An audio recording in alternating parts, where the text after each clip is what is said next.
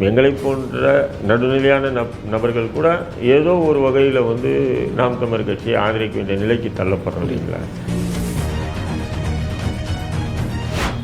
யூடியூப்னா viewers கூடணும். அதுக்காக நீங்கள் என்ன பண்ணுறீங்க, இந்த கூத்தாடி விஜயை முன்னிலை போயிருக்கீங்க, தூக்கி தலைமையில் வச்சு ஆடுறீங்க. விஜய் கூத்தாடின்னு சொல்ல வரீங்க, தமிழக வெற்றிகளுக்கு தலைவராக மாறிட்டாரு கூத்தாடின்னு சொல்லி. இல்லை, கூத்தாடின்றது ஒரு அசிங்கமான பெயர், அது சொல்லாடலாம். கூத்தாடி என்பது அசிங்கமான சொல்லாடலான்னு.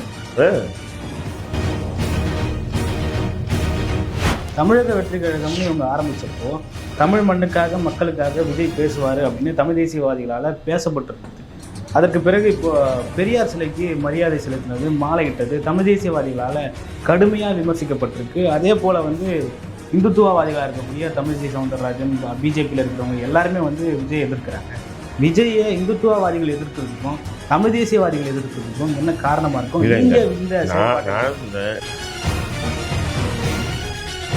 நான் சொல்கிறேன், அந்த நாய் இன்னும் உங்களோட வாயை திறந்து ஒரு வார்த்தை கூட பேசலீங்க சீமானை பற்றி. சீமானுடைய அரசியல் என்பது சுமார் 15 ஆண்டுகளுக்கு மேலே. இவன் என்னங்க வானத்திலிருந்து குடித்த தேவதூதரா? ஒரு வார்த்தை பேசலைங்க. அவன் பேசியிருக்காப்ப எங்காவது? அப்படி என்ன உனக்கு கர்வம் உனக்கு? அப்படி கௌரவம் எல்லாம் இருந்ததுன்னா தமிழக மக்கள் செருப்படி தான் கொடுப்பாங்க. அது எந்த மாற்று கருத்தும் இல்லை. நீயே ஜெயிக்க மாட்டேன், நீ நிற்கிற தொகுதியில் நீயே ஜெயிக்க மாட்டேன். நான் சொல்கிறேன், எழுதி வச்சிங்க. வளரி இணையதள தொலைக்காட்சிக்கு நான் சொல்கிறேன், எழுதி வச்சிங்க. விஜயே ஜெயிக்க மாட்டான் இந்த மாதிரி. தொகுதிக்கு ஒரு 10,000 ஓட்டுவாங்க. கமலஹாசன் 8,000 ஓட்டுவாங்கன்னா நீ ஒரு 10,000 ஓட்டுவாங்க, அவ்வளோதான். நீ என்ன திருட்டுத்தனமாக போட வேண்டிய அவசியம் இல்லை. நான் கேட்குறேன், இப்படி ஒரு கேள்வி நான் எழுப்பினேன். பெரியாருக்கு திருட்டுத்தனமாக மாலை போட்டு ஓட வேண்டிய அவசியம் இல்லை. வந்த நில்லு, போடு, மீடியா வந்து எடுக்கட்டும், வெளியே வந்து நீ பேசு.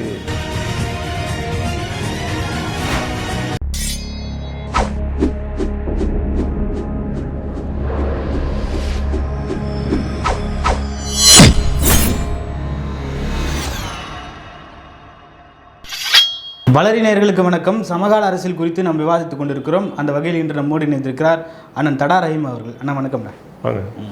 விஜய் அவர்கள் வந்து தமிழக வெற்றி கழகத்துடைய மாநாடு அறிவிச்சிருக்காரு. அந்த மாநாடு எப்படி பார்க்குறீங்க? அந்த மாநாட்டில் அவருடைய கொள்கை கோட்பாடுகள் எல்லாம் சொல்லுவாரா? எப்படி பார்க்குறீங்கண்ணா? இல்லை, விஜய் வந்து கட்சி ஆரம்பிச்சிருக்காரு, மாநாடு போட போகிறாரு. இதில் என்ன அதிசயம் என்ன இருக்குது? கட்சி ஆரம்பிக்கிறதும் மாநாடு போகிறதும் பெரிய அதிசயம் இல்லை தம்பி. எல்லாருமே கட்சி ஆரம்பித்தா மாநாடு போடுவாங்க. அவங்களுடைய செல்வாக்கை, அவங்களுக்கு இருக்கக்கூடிய மக்கள் செல்வாக்கை வந்து காட்டுறதுக்காகவும் போடுவாங்க. இது சிறு கட்சியிலேருந்து பெருங்கட்சியிலேயும் நடத்தக்கூடிய ஒரு விஷயந்தான். அதனால் விஜய் மட்டும் வந்து ஸ்பெஷலாக பண்ணாருன்னா நம்ம பதில் சொல்லலாம். அதனால் அவர் அரசியல் கட்சி தொடங்கி இருக்காருன்னு சொன்னாவே அடுத்தது வந்து அதை நோக்கி தான் அவங்க போவாங்க. அதனால் நம்ம அது ஒரு பெருசாக பிரம்மாண்டமாக நம்ம பார்க்க முடியாது. சரி, அவருடைய கொள்கை கோட்பாடு என்ன அப்படின்னு நீங்கள் கேட்குறீங்க. அந்த கொள்கை கோட்பாடு என்னென்னு அவங்க எழுதி வச்சு சொல்கிறது மட்டும் கொள்கை ஆகிடாது. அவங்க நடைமுறையில் எப்படி அரசியல் கட்சியை ஆரம்பித்து நடைமுறையில் எப்படியெல்லாம் இருக்காங்க, எது விஷயத்துக்கு மக்களுக்கு ஆதரவாக நின்று அரசுக்கு எதிராக எதிர்க்கிறாங்க, எதுக்கு அரசுக்கு ஆதரவாக நின்று மக்களை எதிர்க்காங்கன்றது அவங்களுடைய வருங்கால அரசியல் செயல்பாடு தான் அது தீர்மானிக்குமே தவிர, கொள்கை என்பது ஒரு புத்தகம். அது புரியுது. அந்த புத்தகத்தை எழுதி வச்சுட்டு அந்த படி தான் நடக்கிறாங்கன்னா எந்த கட்சி அப்படி நடந்திருக்கு? அதனால் விஜய் நடக்க போகிறாப்புல.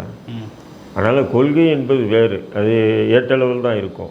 செயல்பாடுகள் தான் முக்கியம். செயல்பாடுகள் எப்படி இருக்குது அப்படின்றது பார்க்கணும். இப்போ நாம் தமிழ் கட்சிக்கு கொள்கைன்னு பார்த்தா வேறு மாதிரியாக இருக்கும். ஆனால் இன்றைக்கி தொடர்ந்து 15 ஆண்டுகளை தமிழக மக்களுக்கு ஆதரவாக நின்று களமாடக்கூடிய ஒரு அரசியல் கட்சியாக தங்களை வந்து நிலைப்படுத்திக்கிட்டார். அப்படின்னும்போது இப்போது எங்களை போன்ற நடுநிலையான நபர்கள் கூட ஏதோ ஒரு வகையில் வந்து நாம் தமிழர் கட்சியை ஆதரிக்க வேண்டிய நிலைக்கு தள்ளப்படுறோம் இல்லைங்களா.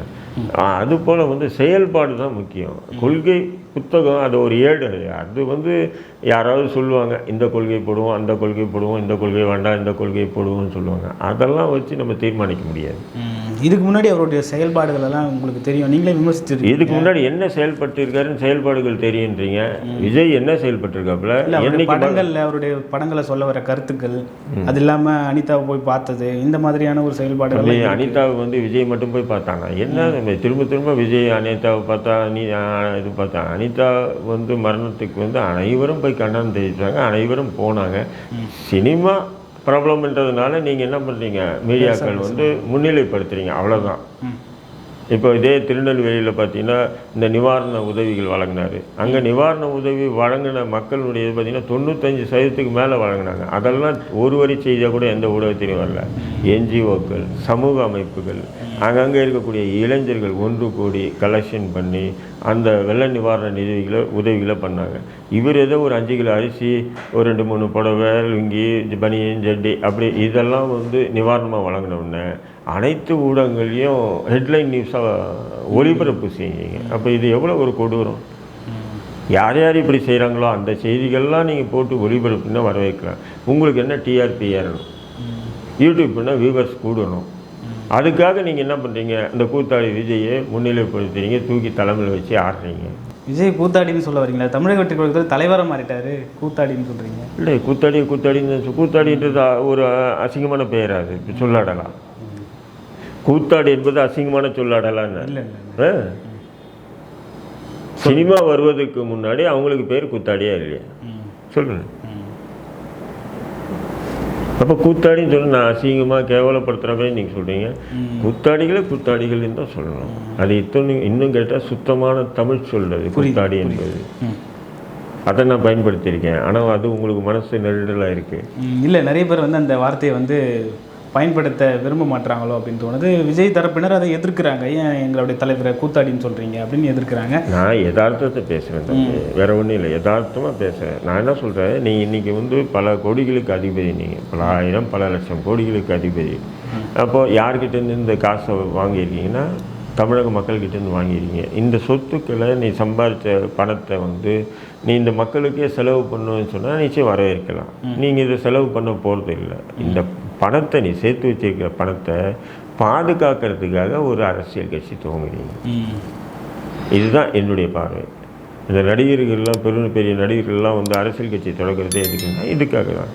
ஏன்னா அவங்களுக்கு எதனா பிரச்சனை வந்ததுன்னா அரசியல் ரீதியாக இப்போது எஸ்ஆர்எம் பல்கலைக்கழகம் இருக்கு இல்லையா, எஸ்ஆர்எம் வேந்தர் அவர் ஏன் அரசியல் கட்சி துவங்கினார் சொல்லுங்கள். தேர்தல் நேரத்தில் எல்லா கட்சியும் அவர் டொனேஷன் கேட்டு அவரும் கோடிக்கணக்கில் அள்ளி கொடுக்குது. புரியுதுங்களா?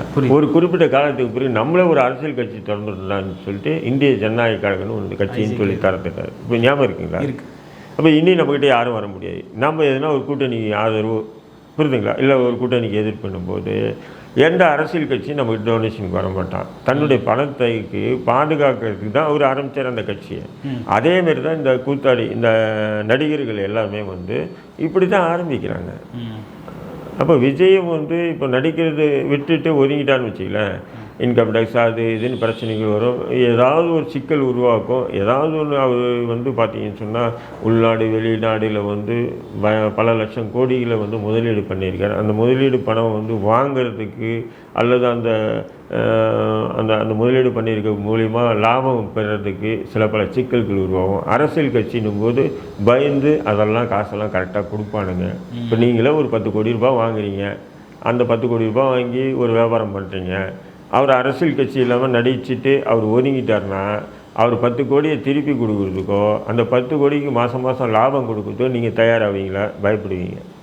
போடா பார்த்துக்கலாம் அப்படின்னுவீங்க. அதே நேரத்தில் அவர் ஒரு அரசியல் கட்சி இருந்தோம்னா ஐயோ அவர் தலைவர் ஆகிட்டார், நம்ம கொடுக்கலன்னு சொன்னால் நமக்கு என்ன சிக்கல் உருவாக்குவார், ஆனால் நம்ம எப்படியாவது கஷ்டப்பட்டு இல்லை கடன் வாங்கியாச்சும் நம்ம இந்த காசை திருப்பி கொடுத்துடணும் அப்படின்னு நினைப்பேன். அப்போ இவங்களுடைய பல லட்சம் கோடி முதலீடை இவங்க மாதம் அந்த வருமானம் வாங்குவதற்காகவும் அந்த பல லட்சம் கோடியை வந்து முதலீடு பண்ணியிருக்கக்கூடிய நபர்கள் சரியான முறையில் திருப்பி கொடுப்பதற்காகவும் அதே நேரத்தில் அந்த காசுக்கு ஒரு பாதுகாப்பாக இருக்கணுன்றது தான் இவனுங்களுடைய அரசியல் கட்சி துவக்கமே தவிர வேறு எதுவுமே இல்லை. தமிழக வெற்றி கழகம்னு இவங்க ஆரம்பித்தப்போ தமிழ் மண்ணுக்காக மக்களுக்காக விஜய் பேசுவார் அப்படின்னு தமிழ் தேசியவாதிகளால் பேசப்பட்டிருந்தது. அதற்கு பிறகு இப்போ பெரியார் சிலைக்கு மரியாதை செலுத்தினது, மாலையிட்டது தமிழ் தேசியவாதிகளால் கடுமையாக விமர்சிக்கப்பட்டிருக்கு. அதே போல் வந்து இந்துத்துவவாதிகளாக இருக்கக்கூடிய தமிழிசை சவுந்தரராஜன், பிஜேபியில் இருக்கிறவங்க எல்லாருமே வந்து விஜய் எதிர்க்கிறாங்க.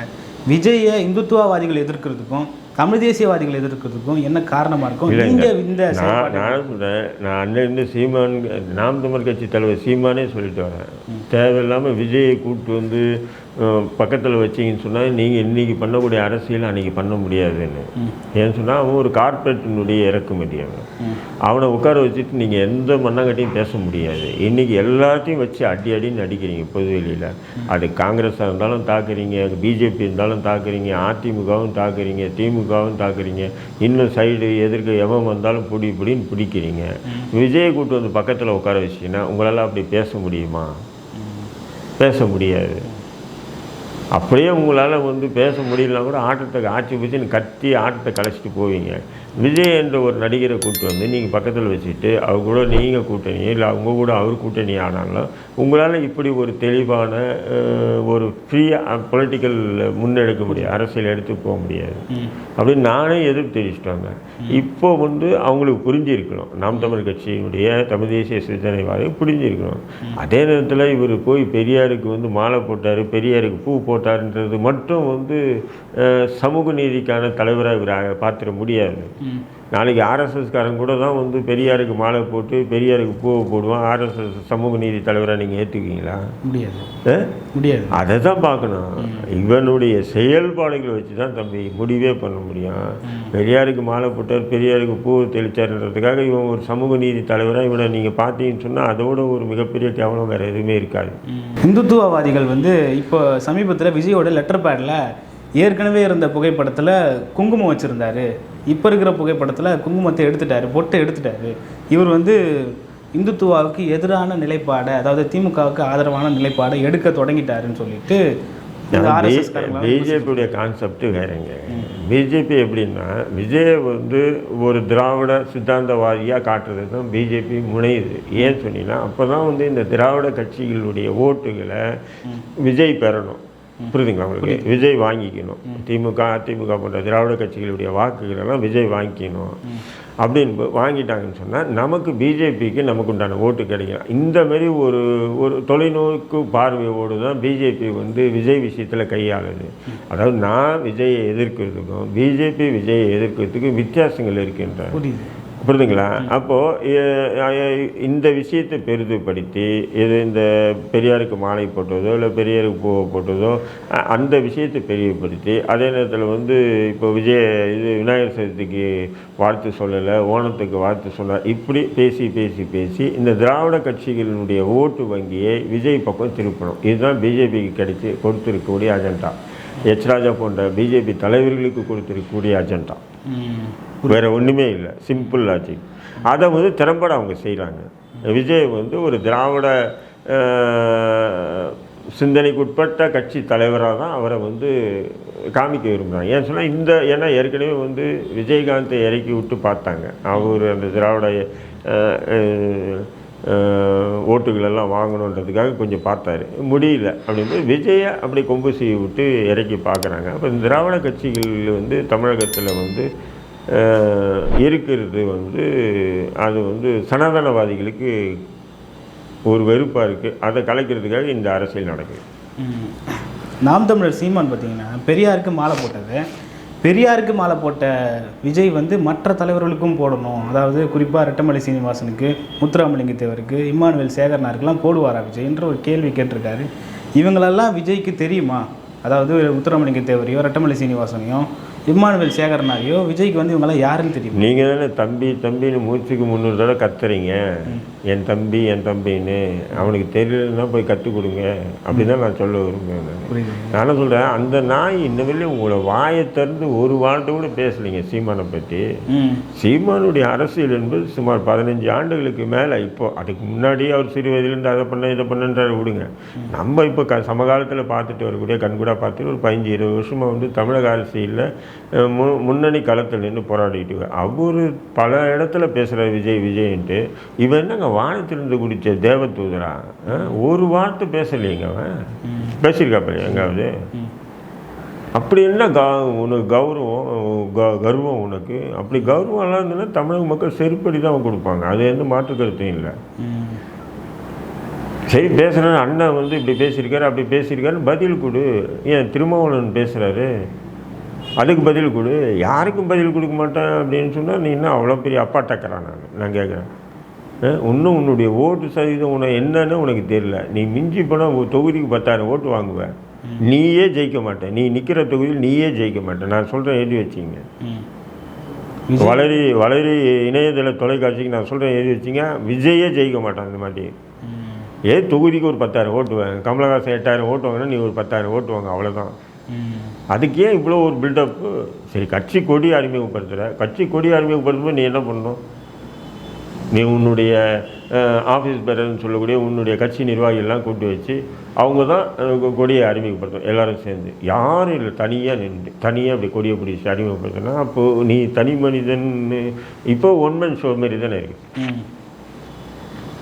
சரி, உன் கட்சி தொண்டர்களை நம்பாமல் நீ பவுன்சர்களை நம்பி தானே அந்த நிகழ்ச்சிக்கே வந்த. நீ உன்னை நேசிக்கக்கூடிய, நீ தலைவனாகணும்னு நினச்சி கடவுள்கிட்ட வேண்டிட்டு இருக்கக்கூடிய, நீ தேர்தல் அரசியல் கட்சி தொடங்கணும்னு சொல்லிட்டு இருந்த, உன்னுடைய ரசிகர்களுடைய பாதுகாப்போடு நீ அந்த நிகழ்ச்சி நடத்தல. ஃபுல்லாக பவுன்சரை போட்டு பவுன்சர் பாதுகாப்போடு வந்து பவுன்சர் பாதுகாப்போடு ஓடுறேன்னு சொன்னால் அப்போது எம்ஜிஆர் எவ்வளோ பெரிய தலைவராக இருந்தார் இல்லையா? அவரே இப்படி பவுன்சர் பாதுகாப்போட இல்லையா? கட்சி தொண்டர்கள் பாதுகாப்போடு தானே வந்து. ஜெயலலிதா விடுங்க, பவுன்சர் பாதுகாப்போட விளாட்னாங்க. கட்சி தொண்டர்களுக்கு கூட ஒரு யூனிஃபார்ம் போட்டு செஞ்சாங்க அவங்க. அப்போது ஜெயலலிதா போன்ற பெரும் தலைவர்கள் கூட அப்படி பவுன்சர் பாதுகாப்போடு வந்து போனதுக்கு. இப்போ நீங்கள் பவுன்சர் பாதுகாப்போடு உள்ளே வரக்கூடிய நபர், நீங்கள் எப்படி நீங்கள் வந்து மக்களோட மக்களை நீங்கள் அரசியல் பண்ண முடியும்? அப்போ வந்து இந்த அரசியல் களத்துலேயுமே வந்து நடிக்க பார்க்குறாரோ விஜய்? ஏன்னா வந்து நான் நீங்கள் சொல்கிறப்போ கொடி அறிமுகப்படுத்துகிறப்பவே விஜய் மட்டும்தான் தனியாக வராரு. இங்கே பெரியார் சிலைக்கு மாலை போடுறப்போ பார்த்தீங்கன்னா தட்டு ஏந்தி மாலை ஏந்தி தனியாக வந்து ஒரு மாதிரி ஒரு பவ்யமாக வந்து நின்னதை நம்ம பார்க்க முடியுது. வந்து நடிக்கிறாரோ, அரசியலில் வந்து நடிக்கிறாரோ, நடிப்பையே அரசியலை காட்டுறாரோ, அப்படிதான் தெரியுது. மக்களை ஏமாற்ற முயற்சி செய்கிறாரோ. எனக்கு இப்போ நேற்று வந்த, சரி நீ யாரும் அது வந்து நான் கும்பலை கூப்பிட்டு வரல, நான் தனியாக வந்தேன், சரி அதெல்லாம் வர கொடுத்தேன். அரசியலில் இன்றைக்கி இருக்கக்கூடிய நவீன அரசியலை ஏற்றுக்கலாம்னா நான் ப்ரெஸ்காரங்க எல்லாம் ஓடி வராங்கல்ல, யாரும் திரும்பி பார்க்காம ஓடுறைய நீ என்ன திருட்டுத்தனமாக போட வேண்டிய அவசியம் இல்லை? நான் கேட்குறேன். இப்படி ஒரு கேள்வி நான் எழுப்பினேன். பெரியாருக்கு திருட்டுத்தனமாக மாலை போட்டு ஓட வேண்டிய அவசியம் இல்லை. வந்த நில்லு, ஓடு, மீடியா வந்து எடுக்கட்டும், வெளியே வந்து நீ பேசு. அப்போ தானேங்க என்ன உன்னுடைய நீ எந்த இலக்கை நோக்கி போகிறன்றது மக்கள் புரிஞ்சுக்குவான். திருட்டுத்தனமாக போட்டு ஓடுற மாதிரி ஓடுற பார்த்தீங்களா? ஒரு கையில் தட்டு, ஒரு கையில் மாலை, குடுகுடுன்னு வந்து போட்டு குடுகுடுன்னு ஓடுறேன்னு சொன்னால் இது எந்த அரசியலை முன்னெடுக்கிறாப்புலன்னு எனக்கு தெரியல. ஏன்னா உங்களை மாதிரி தம்பிங்க வந்து விஜய் விஜய் விஜய்னு அலையிறீங்க. நிச்சயம் தேர்தலுக்கு பிறகு விஜய் வந்து எப்படி கமலஹாசன் காணாமல் போனாரோ, கமலஹாசன் கூட இப்படி தான். தேர்தலுக்கு முன்னாடி எல்லாருமே சொன்னாங்க குறைஞ்சி 20 சீட்டு ஜெயிப்பாங்களா இது யாரு கமலஹாசன் கட்சினா. நான் அப்போ சொன்னேன் 1 சீட்டு கூட ஜெயிக்க மாட்டேன்டா அப்படின்னு. அப்படி தான் நடந்தது. அவரும் அப்படி தான் ஊழலை ஒழிப்பேன்னு சொன்னார், வாரிசு அரசியலை அழிப்பேன்னு சொன்னார். கடைசியாக ஒரு 10 கோடி ரூபாய் எக்ஸ்ட்ரா அவருடைய படத்தை வந்து ரெட்ஜெண்ட் வாங்கிச்சான். வானளவே வந்து உதயநிதி ஸ்டாலினை பாராட்டிட்டு போயிட்டார். பாராளுமன்ற தேர்தலில் திமுக கூட்டணிக்கு ஆதரிச்சே போயிட்டார். அப்போது இந்த அது சொல்லுவாங்கள்ல பழமொழி, குடிக்கார பேச்சு பொழுது வெடிஞ்சா போச்சு, கூத்தாடிகளுடைய பேச்சு அப்போதுவே போச்சு அப்படிதான். இதுவரை கேட்ட கேள்விகளுக்கு பதில் சொன்னதுக்கு மிக்க நன்றி. என்ன மற்றும் ஒரு காணொலி சந்திப்போம். நன்றி.